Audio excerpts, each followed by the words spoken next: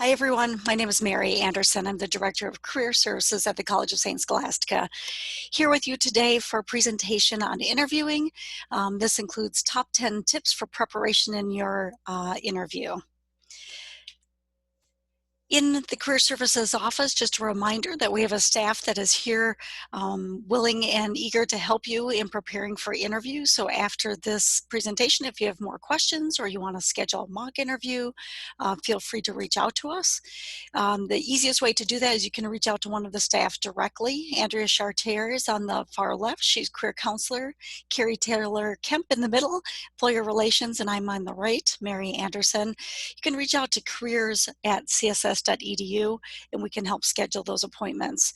In addition, if you're working on a resume, cover letter, other written documentation, you can submit that to resumes@css.edu and we can assist you in writing and editing those documents.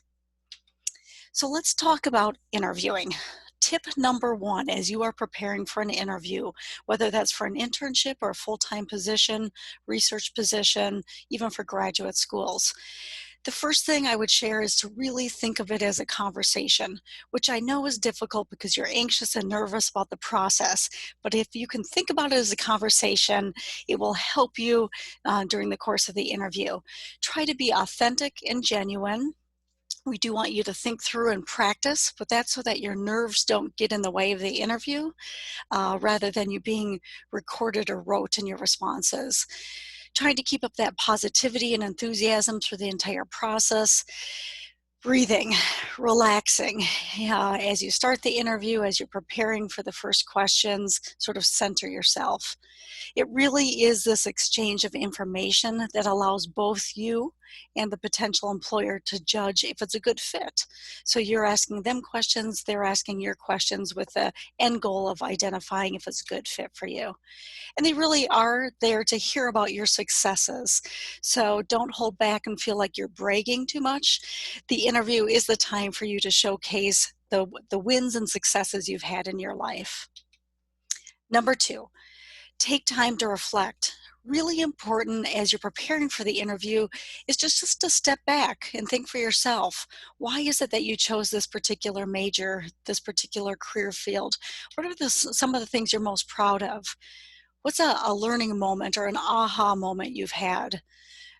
If we asked you, your colleagues about you, your friends, your faculty, supervisors, what would they say about you? What's come really easily for you? What are you best at? What is your typical role when you're in a team or a collaborative setting? What are your short-term and long-term goals? So before you even worry about saying it out loud, just giving yourself permission to reflect and to think through those types of questions. Next is to really work on specific stories about yourself. You can think about your career field, but also just in general, what folks are looking for in a new candidate for a position. Things like the ability to critically think or build rapport or have goals or work with difficult people. You take those transferable skills that you think would be required in nearly any position, and maybe some things you know they are looking for in the current position for which you are applying, and come up with really good stories about yourself.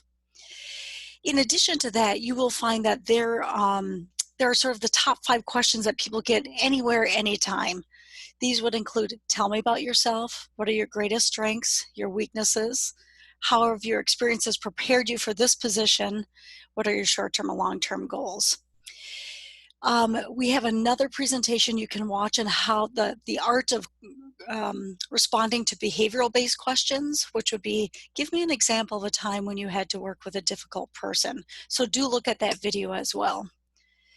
Researching the organization. They want to know why you are interested in them specifically, that you know something about them. So spend some time researching the organization, their missions, their values. Do you have any connection? Do you know people who have worked there? Have you worked there? What are their specialty areas? Where does their funding come from? What's their history? Do they have any new initiatives? So that when the question is asked, why are you interested in us, or what do you know about us, you have some concrete responses to that. Number 6, Professionalism from beginning to end. So that includes what you wear, simple and professional, nothing distracting. So generally when we're talking about a nice suit, so a shirt and a jacket, keep that neutral colored, probably grays and blacks and navies. Wear shoes that are comfortable, make sure your hair's not distracting, your jewelry is not distracting. From the beginning of the job search process, make sure your communication, especially via email, is still professional communication, that you're positive in each and every interaction. So from the moment you step onto campus, step onto the employer site, you are meeting people in the parking lot, you are greeting the receptionist, every one of those you want to have a positive interaction. The end, after you're done, write a thank you note. And again, we have another presentation that you can watch that gives you just quick information on how to structure those thank you notes. Number 7, the basics of understanding the structure of responding to questions during an interview. First thing I want you to remember, generally about 1 to 2 minutes in your response time. You want to think about very concrete answers. When people answer in generalities, it's hard for people to remember you and remember what you said. So if the question is, tell me about a time when you worked with a difficult person, and you answer with a generality like, I have no problem working with difficult people, I've done that my whole life. You can start with that, but then give a specific example. For example, let me tell you about a situation that happened last week at work. When you do those concrete, make sure you're never revealing personal information or breaking any confidentiality, but get concrete on your role or your response to those situations. Avoiding negative talk. People don't want to work with people who are constantly negative. It's always someone else's problem, always having challenges. So even if they ask you about negative or challenging experiences, try to switch that to what you learned from the experience. What did you take away? How did you handle it? Always okay to pause to think about the answer before you start to respond. Give yourself permission to come up with the story or the situation that you want to share rather than just jumping right in. One of the hardest things to do in the interview is to wrap up responses. And that's because in conversation, we don't necessarily do that. But in an interview, that would be appropriate. So at the end of your answer, you're done, but you're not sure if they know you're done, and there's sort of this awkward pause.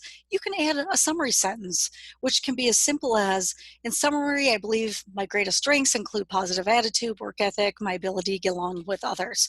Or it can also be, you're trying to tie it to the position. So you might say, so that's one example of a time when I worked with a difficult person. And while, no one really wants those situations, I'm glad I've had practice at it and I've become more comfortable with it. And I'm sure I can bring those skills into this current position. Honest engaging, this kind of ties back to the first one that I shared too about finding a fit. You want to show your personality. So use some humor when appropriate, smile. Don't feel like you have to know everything. You can share what you've learned, but be honest about what you have left to learn. Try to watch fidgeting so that doesn't start to distract from your interview. So keep a nice posture, think about your eye contact, make sure you're not playing with your hair or clicking your pen on and off. And you also want to have questions to ask of them. Not about salary, not about vacation, but things about working environment, why they enjoy working there, the next step in the process, maybe about a new initiative you've heard about. So make sure you are prepared with at least 2 or 3 questions you'd like to ask, but you might over-prepare with 10 possible questions to ask.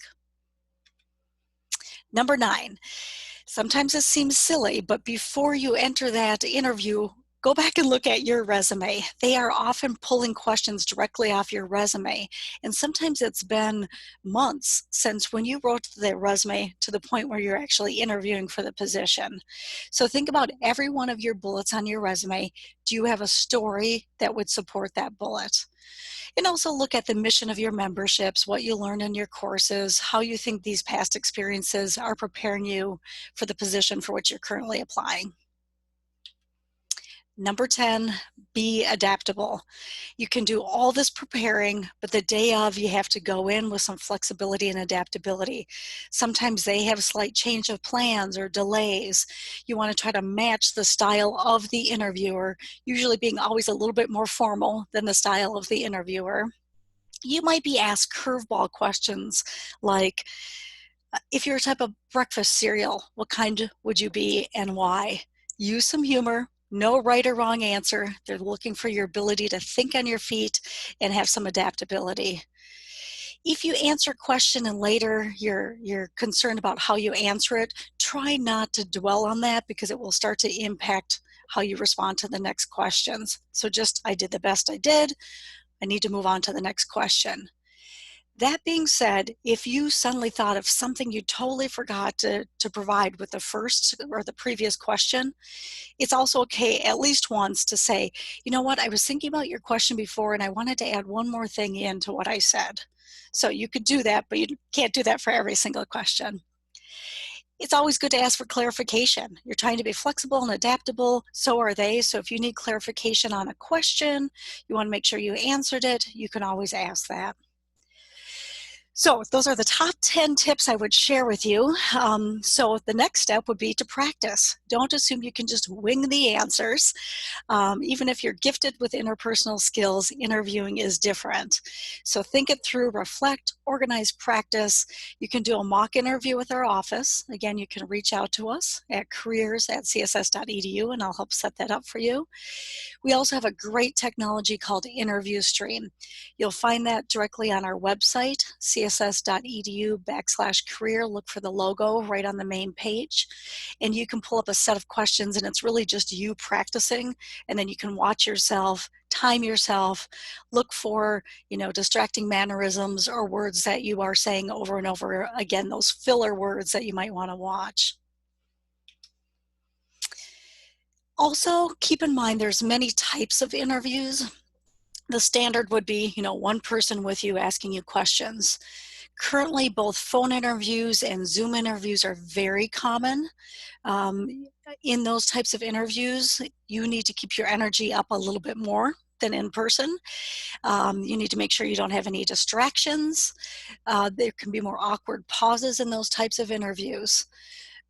Committee interviews would be maybe 5 people are all interviewing at you at the same time, which can be overwhelming.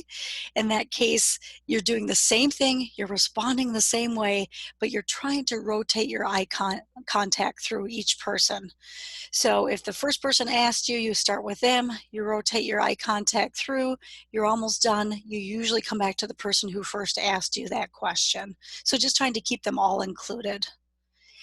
Back-to-back interviews would be you are interviewing first with human resources, then with your direct supervisor, and then with 2 people who might be your colleagues.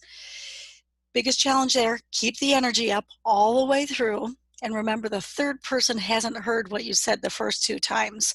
So even though you feel like you're saying it for the third time, it's the first time they've heard it.